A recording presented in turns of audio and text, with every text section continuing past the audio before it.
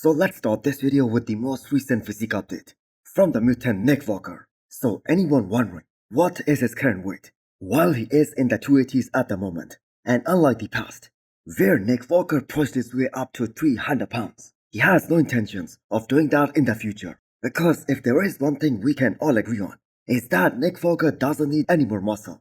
For someone who took a break from all the hard stuff after making the decision that he isn't going to be doing this year's Miss Olympia, and a man who just got back into routine just a few weeks ago, I have to say his skin condition, that looks awesome. Now Nick Walker is at a huge structural disadvantage against all the guys who placed in the top 5 at this past Miss Olympia. And we all know there are a lot of diehard fans of Nick Walker, of course, who believe that he's going to be top 3 at the Olympia again next year. But after the head judge, Steve Weinberger, made that statement that Nick Walker has a very tough road ahead, and things are gonna get even harder for him in the upcoming years. One thing is pretty clear, that he needs to earn his way back up. Does Steve think Nick can win the Olympia? Nick Walker. He'd have a hard time. His hands are full. Can't underestimate him, but his shape needs work. So he's got the muscularity and the condition. It's the symmetry. You know what I mean? Back. Yeah. He's got a rough road ahead of him, honestly.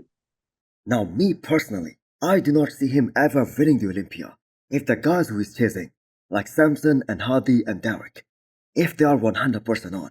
And that isn't me hating on Nick, that is just me speaking facts.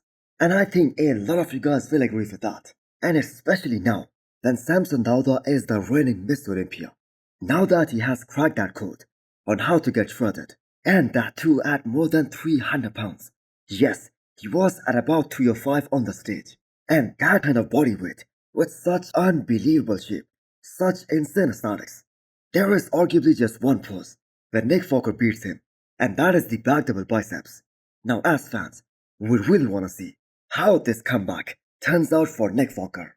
And we won't have to wait till the Olympia next year.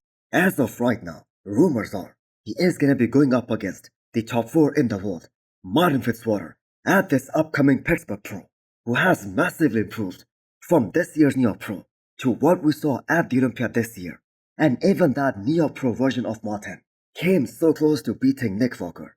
So what are your realistic expectations from Nick Walker in 2025?